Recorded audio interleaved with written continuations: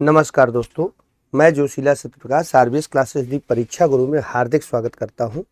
सभी लोग फटाफट लाइव आ जाए मित्रों, सभी लोग जितने लोग हैं। और क्वेश्चन की श्रृंखला में आज हम क्वेश्चन के साथ थोड़ा सा थ्योरी भी चलाते हैं। मार्कर दे दीजिए, मार्कर। क्वेश्चन के साथ हम थ्योरी भी चलाते हैं। थ्योरी के साथ में आइए देखते हैं, कुछ थ्योरियाँ हम आप लोगों से करते हैं। देखिए, कोई भी एक दीजिए। चलिए, तो जैसे एक चीज मित्रों ध्यान रखिएगा, जैसे हिंदी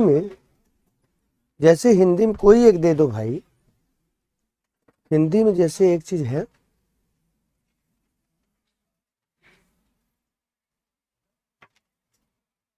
हिंदी में दो तीन बेसिक चीजें आप लोगों को ध्यान रखिएगा। कहाँ है? वहां देखिए, बाहर पेन देखिए। देखिए, जैसे समझिए, जैसे हमने बताया था कि मुहावरा, मुहावरा क्या है, लोकोक्ति क्या है, ये दोनों अलग अलग चीजें हैं। मुहावरा जो होता है मित्रों, ये थोड़ा सा समझ लीजिएगा, ये बेसिक रूप से अक्सर लोगों से मिस्टेक हो जाती है। ठीक है, मुहावरा और लोकोक्ति। मुहावरा और लोकोक्ति। तो मुहावरा में जो है, प्राय ध्यान समझिएगा, मुहावरा में जो रहता है ये बहुत बड़ी ये एक क्रिया वाला, प्रायः इसमें क्रिया होता है। प्रायः इसमें क्रिया पर अंत होता है।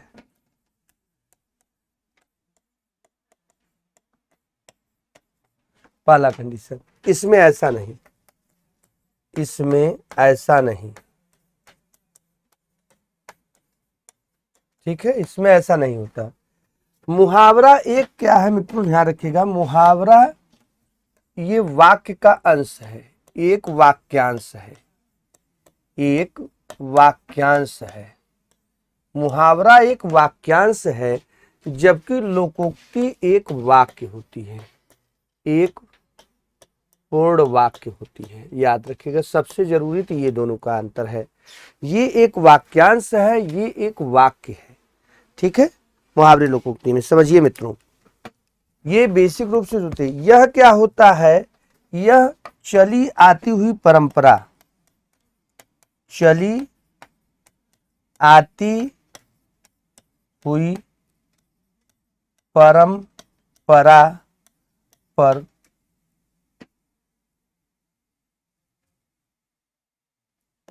पर जो कहावत का रूप ले लेती है, का रूप ले लेती है, जबकि इसमें ऐसा नहीं, इसमें ऐसा नहीं। ये चीजें, पहला तो नंबर एक चीज ये आप लोग ध्यान रखिएगा सभी लोग, कि ये मुहावरा एक वाक्यांश होता है, जबकि लोकोक्ति एक संपूर्ण वाक्य। एक शब्दों में किसी को कह देंगे तो वो तुरंत समझ जाएंगे। ठीक है, दूसरा पॉइंट मित्रों ध्यान रखिएगा, तद्भव तत्सम। अक्सर लोग इसमें परेशान रहते हैं, क्योंकि ये प्रैक्टिस के पहले थोड़ा सा हमें बेसिक चीज बताना जरूरी है। तद्भव तत्सम क्या है? जैसे लोग कहते हैं तद्भव तत्सम, तद्भव तत्सम। तद्भव तत्सम में देखिए,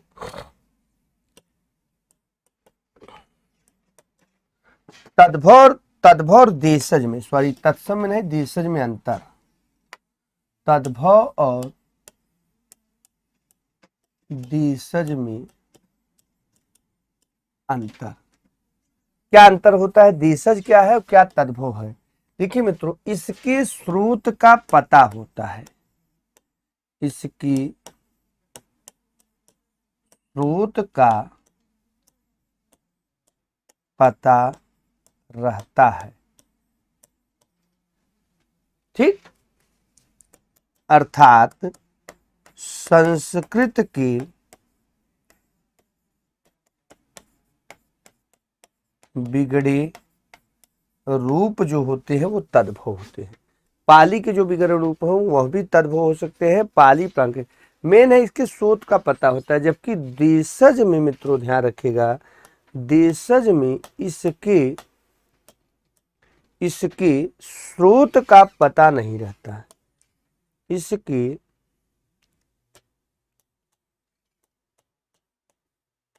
स्रोत का पता नहीं रहता। कब आया, कहां से आया, किसने लाया, इसका कुछ अता पता नहीं रहता। कब आया,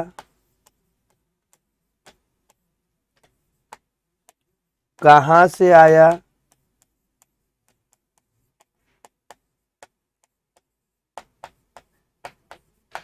इनके स्रोत का मित्रों पता नहीं रहता। ध्यान रखिएगा, कब आया, कहां से आया, इसके स्रोत का पता नहीं रहता, जबकि इनके स्रोत का पता रहता है।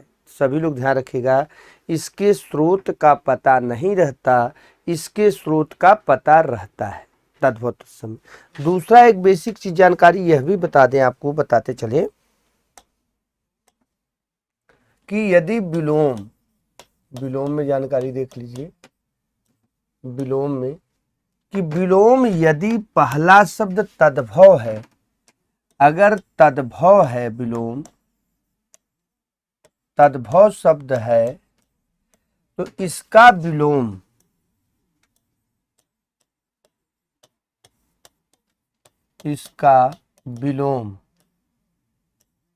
भी तद्भव शब्द में ही रहेगा।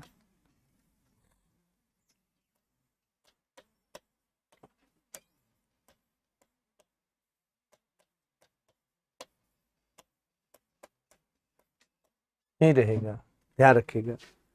अगर ये तद्भव शब्द है तो इसका विलोम भी क्या रहेगा मित्रों, तद्भव शब्द में ही रहेगा, वह दूसरे शब्द में नहीं रहेगा। ये सब बेसिक रूप से आप लोग जानते रहिएगा, ये बहुत जरूरी है और महत्वपूर्ण चीजों में से आता है। कौन किसमें है, तो ये एक अनिवार्य रूप से चीजें दिखाया जाता है। ठीक, जनरली होता यह है कि जैसे हम विलोम कोई चीज बोल देते हैं तो उसका विलोम सोचते हैं कि उसका दूसरा विलोम कर दें, लेकिन वो जो उसका तद्भव है, अगर वह शब्द तत्सम में है तो तत्सम में ही विलोम होगा, अगर तद्भव है तो उसका विलोम तद्भव में ही रहेगा मित्रों, इसमें कोई अन्यथा चीज नहीं आएगी। तो ये बेसिक रूप से आप लोग समझते रहिएगा, क्योंकि हिंदी में जनरली कुछ बेसिक टिप्स ऐसे होते हैं जो हम लोग जानते हैं कि इसका क्या होगा, लेकिन वो उसका रूप बदल जाता है। यहाँ पर यह बहुत महत्वपूर्ण बात होती है कि शब्द कहाँ से आते हैं। चलिए, जैसे मान लीजिए कुछ एक स्पेशल, जैसे हम अगर बात करेंगे, चलिए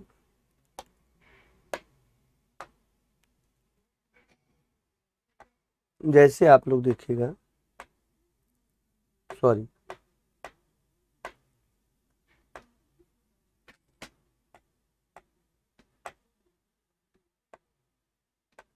चलिए जैसे बात अगर की जाए संधि की, देखिए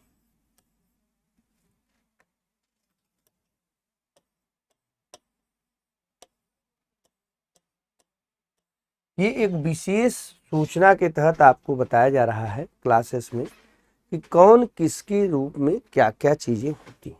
समझिए, जैसे संधि है, तो संधि में अगर हम देखेंगे तो यह किन दो शब्दों से बना है, यह जो बना है सम धन धी बराबर संधि होता है। ठीक, सम धन धी बराबर संधि होता है, और इसमें कौन सी संधि है, मोनुस्वार संधि है।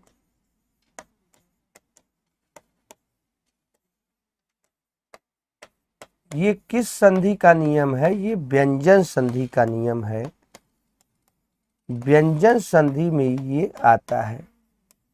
तो संधि पर भी जैसे व्यंजन संधि, स्वर संधि, विसर्ग संधि, तो यहाँ पर भी अगर स्वर व्यंजन विसर्ग को अगर हमें देखना है सीधे सीधे कोई चीज, तो हम कैसे उसको पकड़ लेंगे कि ये स्वर संधि का है कि व्यंजन संधि का है कि विसर्ग का है। तो एक बेसिक आप लोगों को फार्मूला बता दे रहे हैं, जनरल फार्मूला। जैसे जैसे अगर संधि के पहला है स्वर संधि,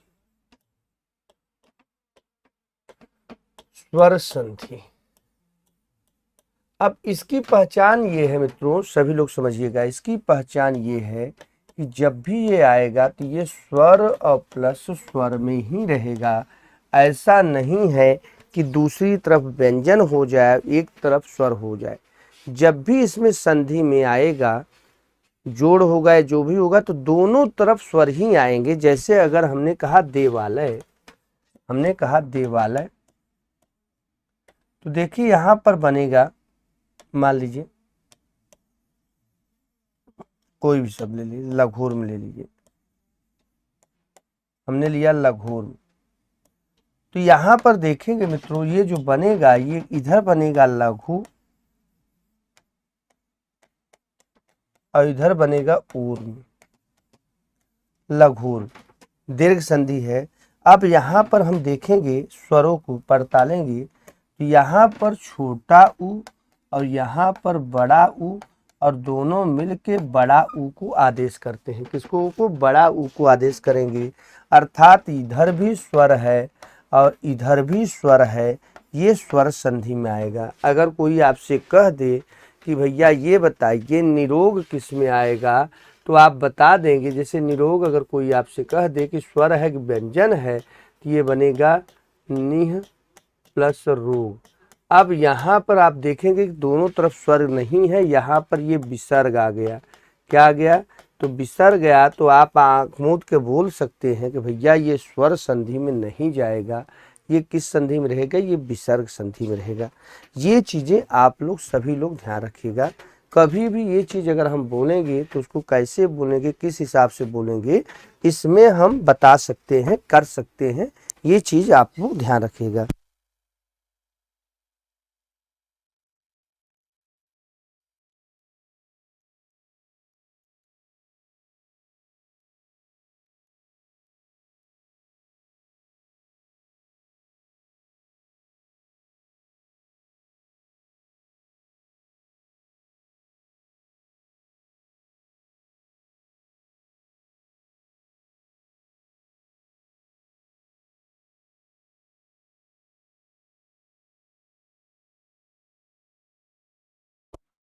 ठीक है, चलिए सभी लोग फटाफट ध्यान रखेंगे, ये चीज़ें हैं। तो जैसे यहाँ पर हम ये पकड़ लिए कि ये किस में जाएगा, ये विसर्ग में जाएगा। कौन सी संधि है? ये विसर्ग में जाएंगे भैया, ये विसर्ग संधि में आएंगे। ऐसा नहीं कि ये स्वर संधि में आएंगे। किस में आएंगे? स्वर संधि में आएंगे, विसर्ग संधि में ये नहीं होगा। किस में है? ये स्वर संधि है, ये विसर्ग संधि में नहीं आएगा। तो आप यहाँ से कोई चीज ऐसे देख सकते हैं, सभी लोग समझ सकते हैं कि ये स्वर संधि है। जैसे कुछ क्वेश्चंस भी देखिए, कुछ क्वेश्चंस भी हम रखे हैं ऐसे। विसर्ग का क्या ट्रिक है देख लीजिए जरा। व्यंजन का क्या सूत्र है? तो व्यंजन के में एक चीज नोट कर लीजिए, जनरल अगर आप पकड़ना होगा तो व्यंजन में जब भी जुड़ेगा तो इधर रहेगा स्वर, तो यहां रहेगा व्यंजन या स्वर। एक तरफ इसमें व्यंजन जरूर आएगा, चाहे व्यंजन इधर आ जाए चाहे व्यंजन इधर आ जाए, एक तरफ मित्रों व्यंजन अवश्य आएगा। जैसे हमने कहा जगदीश, हमने कहा जगदीश, ठीक है, जगदीश, तो इसको हो जाएगा जगत प्लस ईश। क्या हो जाएगा? जगत प्लस ईश, जगदीश।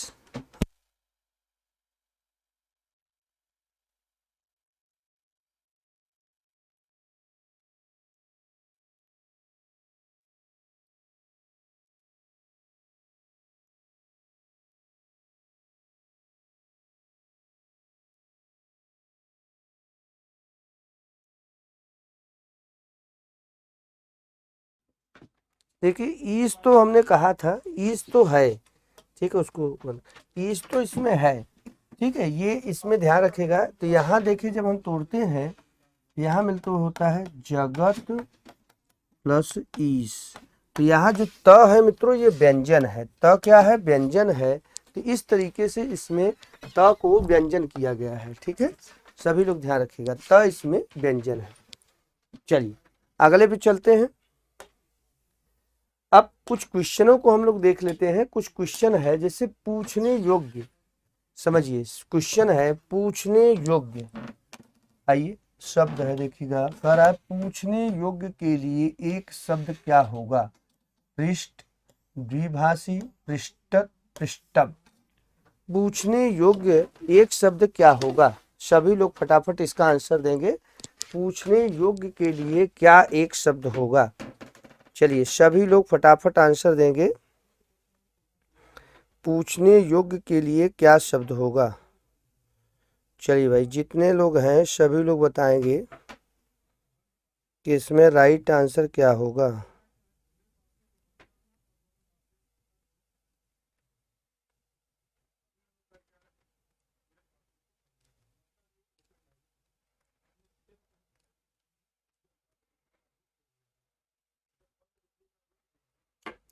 सभी लोग बताएंगे कि इसमें क्या होगा।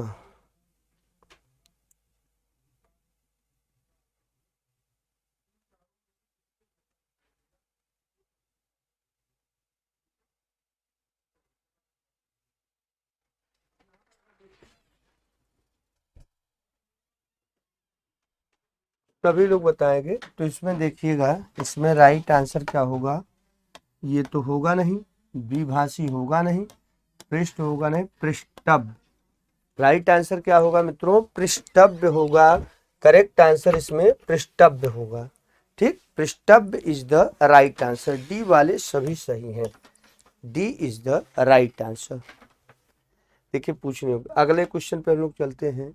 गोबर तद्भव शब्द का तत्सम बताएं। वही अभी मैंने जो बताया था आपसे, ध्यान रखिए।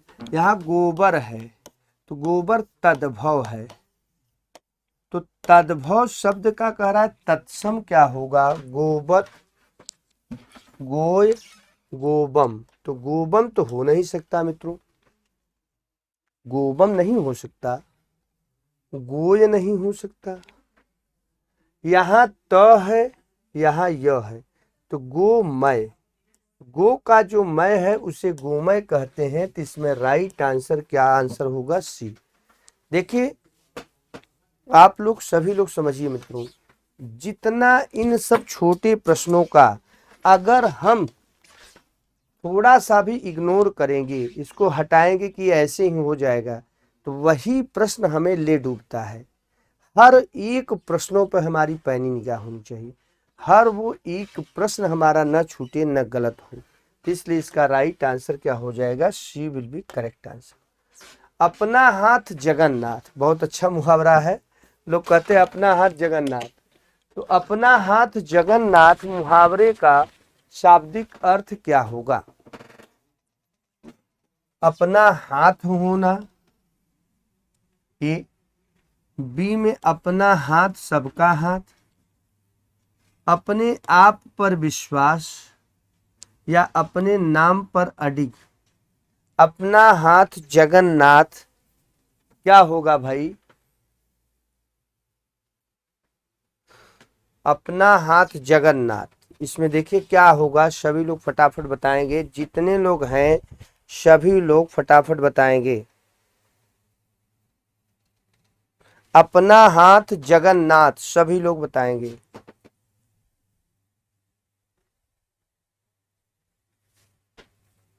सभी लोग फटाफट बताएंगे। अपना हाथ होना नहीं, अपना हाथ सबका हाथ होना नहीं, ए नहीं, बी नहीं, डी नहीं, इसमें सी इज द राइट आंसर। अपने आप पर विश्वास, अपने आप पर विश्वास ही अपना हाथ जगन्नाथ होगा मित्रों। इसका करेक्ट आंसर क्या होगा? सी विल बी करेक्ट आंसर। सी वाले सभी सही हैं, अपना हाथ जगन्नाथ। चलिए नेक्स्ट क्वेश्चन पे हम लोग देखते हैं। वधु का बहुवचन बताएं। बहुत सुपर और शानदार प्रश्न है। वधु का बहुवचन बताएं। जबरदस्त तरीके से क्वेश्चन है और प्रश्न भी है, इसको राइट तरीके से आप लोग बताएंगे। वधु का बहुवचन देखिए, जरा गौर करिए। वधुओं, वधुएं, ठीक है, वधुओं।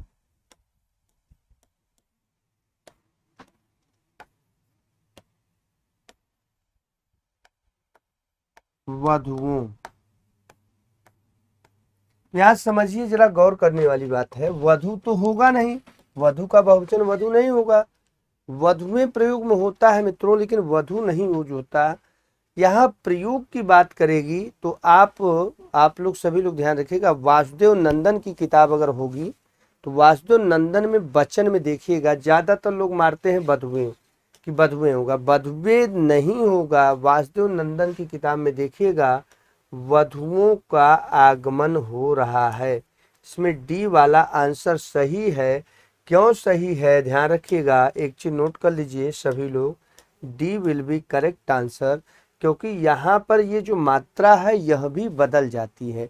जैसे हमने कहा लड़की, देखिए गौर करिए, अब लड़की का बहुवचन में मात्रा देखिए चेंज हो जाएगी, लड़कियां, ये है बड़ी मात्रा तो यहाँ मात्रा चेंज हो जाएगी, लड़कियां, यहाँ देखिए मात्रा चेंज हो जाएगी। तो वैसे वधु में यहाँ बड़ी मात्रा तो यहाँ छोटी मात्रा, तो मात्रा मित्रों चेंज हो जाएगी। इसका राइट आंसर हो जाएगा D will be correct answer. D वाले सभी सही हैं। चलिए नेक्स्ट चलते हैं हम लोग। शांत रस का अस्थाई भाव बताएं। अस्थाई भाव परमानेंट होता है, अस्थाई होता है। संचारी भाव मन में संचरण करने वाले भाव को कहा जाता है। जैसे दो भाव होते हैं ध्यान रखें। सात्विक भाव भी परमानेंट होता है, संचारी भाव,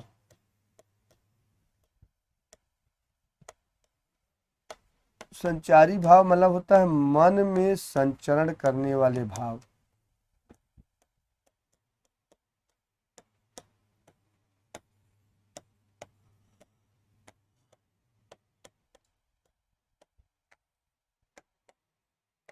जो मन में संचरण करे उसे संचारी भाव। अस्थाई भाव कौन होता है, जो परमानेंट होता है, वास्तविक होता है। अस्थाई भाव हर मनुष्यों के अंतर्गत होता है। और भरत मुनि ने 8 अस्थाई भावों की मान्यता दी है। 9वां रस आचार्य उद्भट ने, आचार्य उद्भट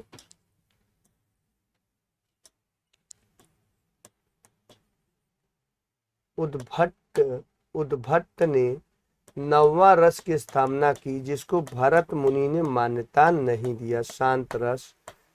ठीक है, इसके अस्थाई भाव है निर्वेद, अस्थाई भाव है निर्वेद। इस रस को भरत मुनि ने मान्यता नहीं दिया है,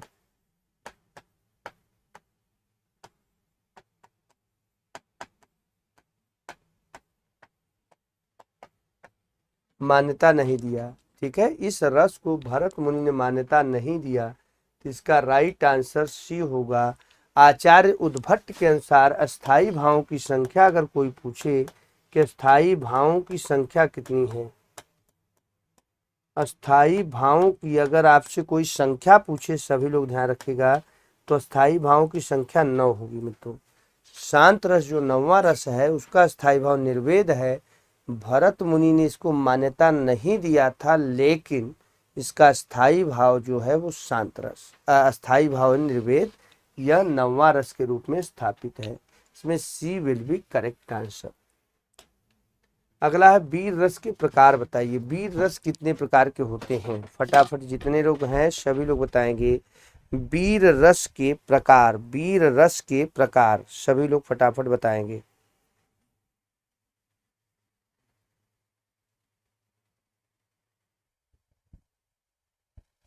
चलिए फटाफट बताएंगे।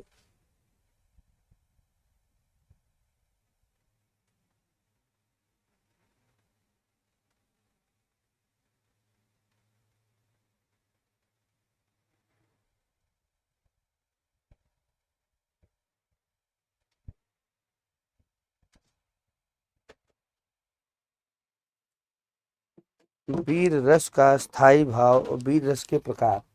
देखिए वीर रस का स्थायी भाव मित्रों उत्साह होता है। वीर रस का जो अस्थाई भाव है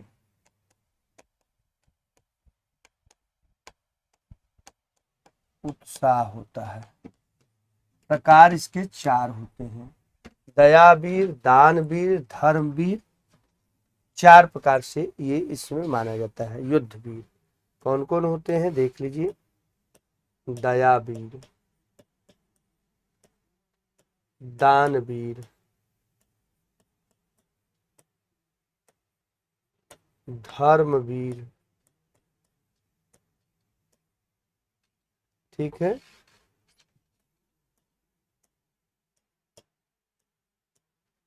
और युद्धवीर।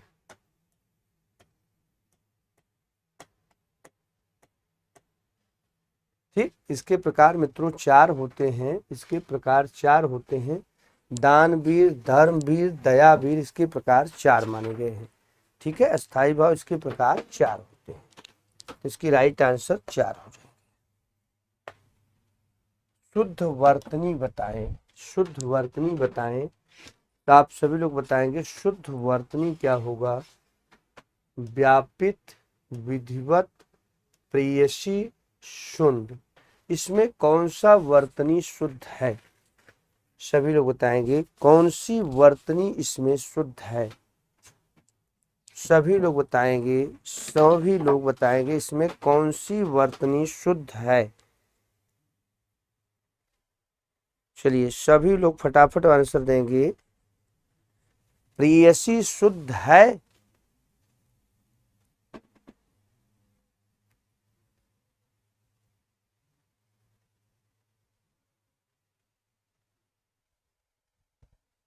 चलिए फटाफट जितने लोग हैं सभी लोग बताएंगे।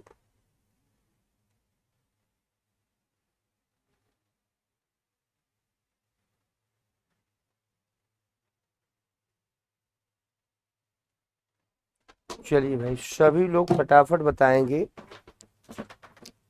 देखिए भाई शुंड गलत है, विधिवत में त हलंत होता है, व्यापित में भी त हलंत, यह भी गलत है, यह भी गलत है। इसमें राइट आंसर प्रेयसी सही है।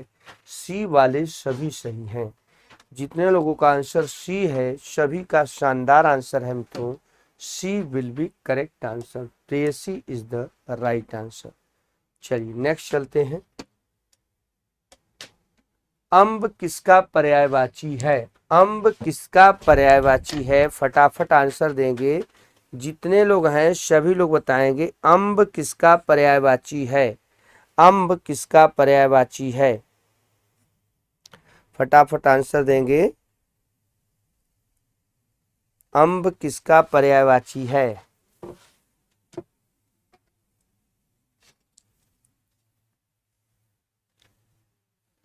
सभी लोग बताएंगे अम्ब किसका पर्यायवाची है। सभी लोग फटाफट आंसर देंगे अम्ब किसका पर्यायवाची है। देखिए सभी लोग फटाफट आंसर देंगे। जितने लोग हैं सभी लोग फटाफट आंसर देंगे। इसमें राइट आंसर क्या होगा? अम्ब किसका पर्यायवाची है? चलिए भाई फटाफट जितने लोग हैं सभी लोग बताएंगे। पिक, रसाल, अमृत फल से अमृत फल भी कहते हैं, साहूकार, आम माने अम्ब माने आम होता है, अम्ब माने आम। सी वाले सभी सही हैं। जितने लोग सी पर आंसर दे रहे हैं सभी का बहुत ही शानदार आंसर है। सी विल बी करेक्ट आंसर। सी वाले सभी हैं। सी वाले बहुत सुपर और शानदार आंसर दे रहे हैं। इसमें right answer C will be correct answer. चलिए जितने लोग हैं सभी लोग बताएंगे C is the right answer.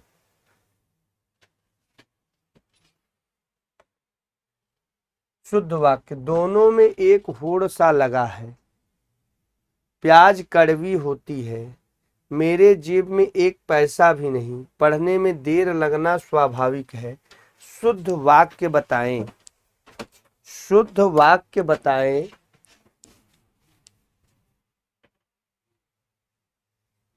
प्याज कड़वी होती है शुद्ध वाक्य है, बताएं भाई फटाफट।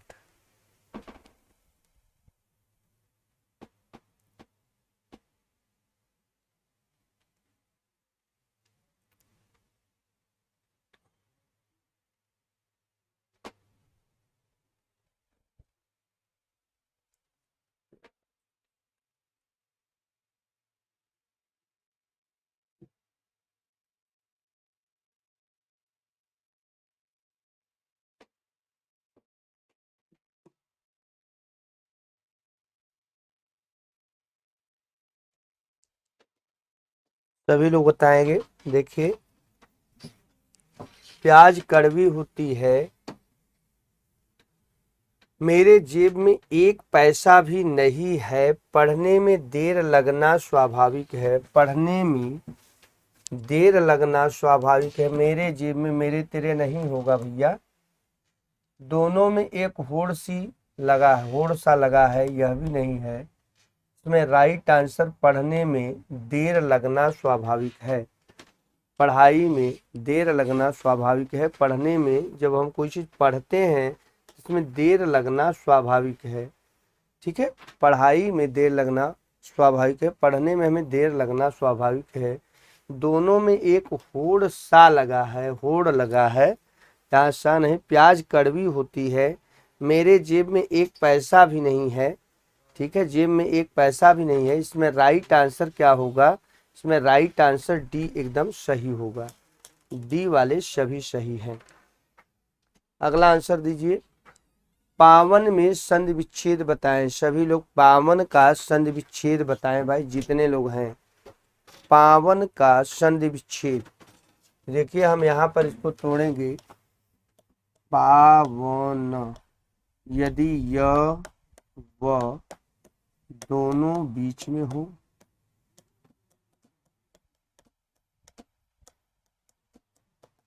पहली कंडीशन य और व दोनों बीच में हो, या क्या हो, या एक और कंडीशन हो, 3 अक्षर का शब्द हो। 3 अक्षर का शब्द हो तो अयादी संधि होती है भैया, अयादी संधि। तो इसमें राइट आंसर अयादी होगी। तो इसको जब हम तोड़ेंगे, पावन तोड़ेंगे तो प हलंत प्लस आ प्लस व हलंत प्लस अ प्लस न हलंत प्लस अ। तो यहाँ आ व बन गया, आव से बनता है औ, और ये हो जाएगा अन।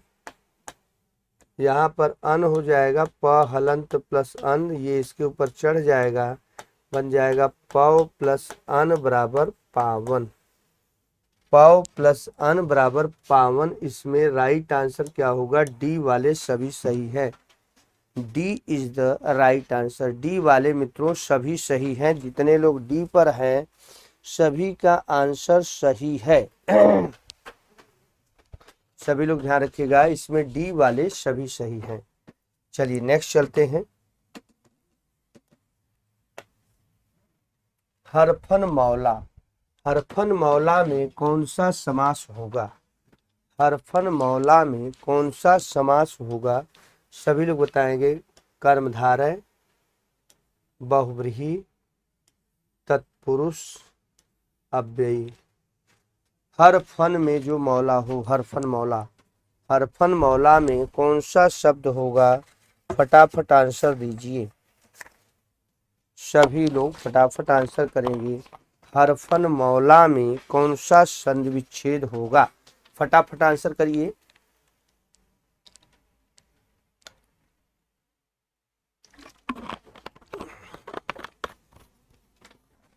हरफन मौला, हर फन में मौला हो।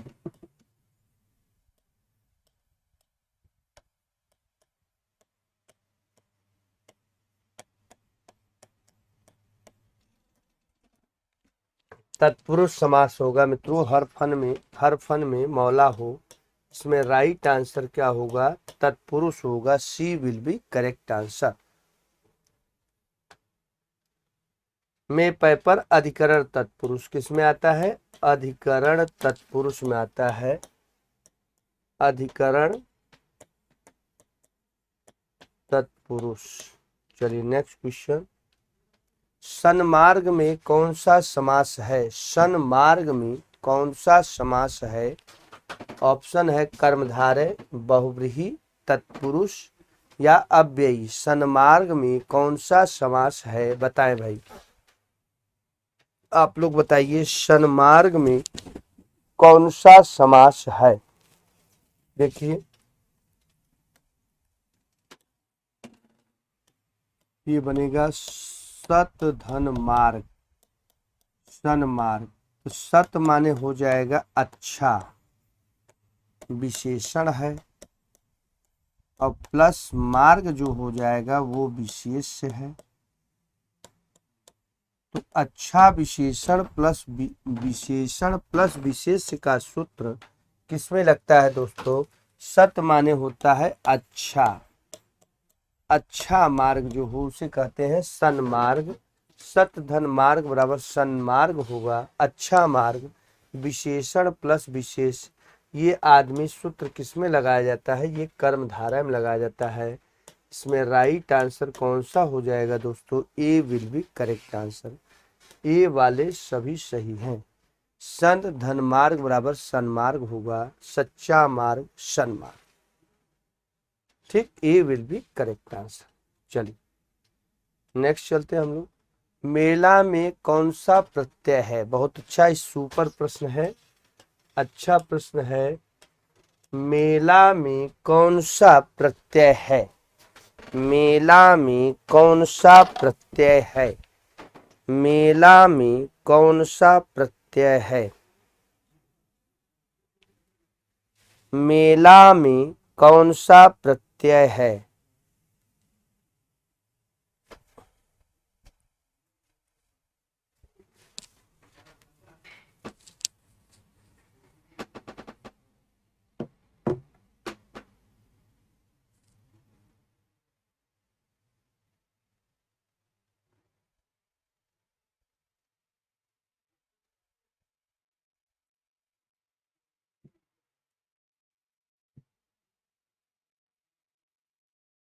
चलिए भाई सभी लोग बताएंगे मेला में कौन सा प्रत्यय है। देखिए मित्रों, इसमें सुपर प्रश्न है, एला प्रत्यय है। म मूल है, में प्लस एला, मेला, मेला में एला प्रत्यय लगा है, तो यहाँ हो जाएगा म प्लस एला, मेला होता है, एला प्रत्यय होता है, ये सही है। इसमें राइट आंसर कौन सा हो जाएगा मित्रों? इसमें करेक्ट आंसर ध्यान रखिएगा, मेला में एला प्रत्यय रहेगा। 13 का सभी लोगों का आंसर 13 का ए होगा, बाकी कोई आंसर नहीं होगा। शुद्ध वर्तनी बताएं, शुद्ध वर्तनी बताएं, सभी लोग जितने लोग हैं सभी लोग शुद्ध वर्तनी बताएं। जितने लोग हैं सभी लोग बताएं शुद्ध वर्तनी कौन सी होगी। विचार की, योगीराज, मूर्धण्य, सामुद्रिक, तो इसमें कौन सा सही है? विचार की, विचारणीय होता है, गलत है। योगीराज नहीं होता भैया, योगीराज होता है शुद्ध शब्द, योगीराज होता है, गलत है। मूर्धन्य में ये नहीं आता, मूर्धन्य में ये आता है, ठीक है। सामुद्रिक is the right answer, D वाले सभी सही हैं, B is the right answer. A गलत है, बी गलत है, सी गलत है, D will be correct answer, D वाले सभी सही हैं। शुद्ध वर्तनी क्या होगा? सामुद्रिक होगा। वैधर, वैध्वय, वैध्वैश्वर्य में संधि कौन सी होगी? वैध्वैश्वर्य में संधि कौन सी होगी?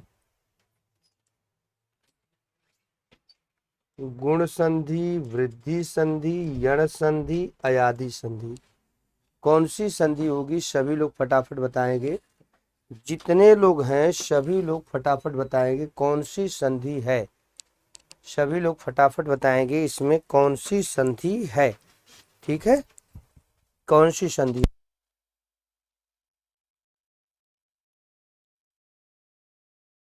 चलिए फटाफट बताएं मित्रों, यही रहता।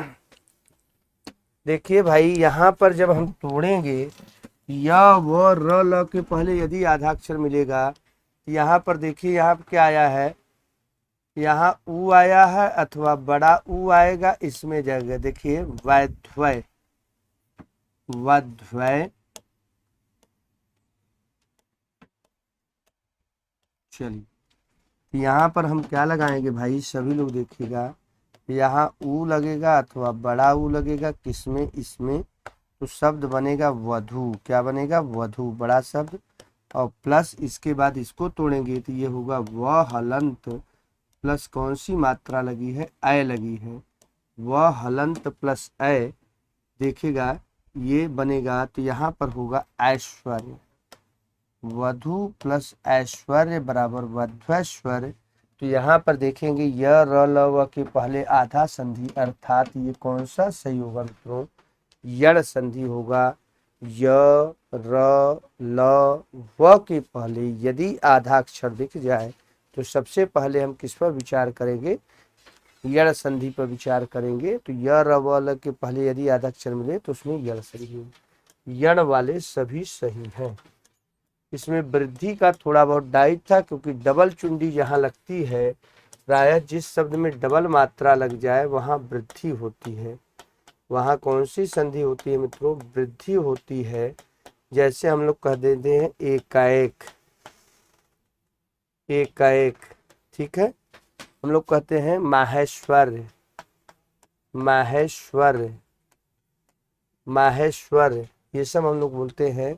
इसका राइट आंसर क्या होगा मित्रों? सभी लोग ध्यान रखिएगा, इसका यड़ संधि इज द राइट आंसर। ठीक है, सी वाले सभी सही हैं। सी इज द राइट आंसर। सी वाले जितने हैं सभी का शानदार आंसर। चलिए सभी लोग राइट आंसर देंगे, इसमें करेक्ट आंसर सभी लोग करेंगे। चलिए तो यहाँ पर राइट आंसर क्या होगा? यड़ संधि होगी। चलिए अगला क्वेश्चन हम लोग देखते हैं। अभिषेक में कौन सी संधि है? फटाफट आंसर दीजिए मित्रों, जितने लोग हों सभी लोग बताएंगे अभिषेक में कौन सी संधि है। आ जाइए बताइए भाई, सभी लोग फटाफट बताएंगे अभिषेक में कौन सी संधि है।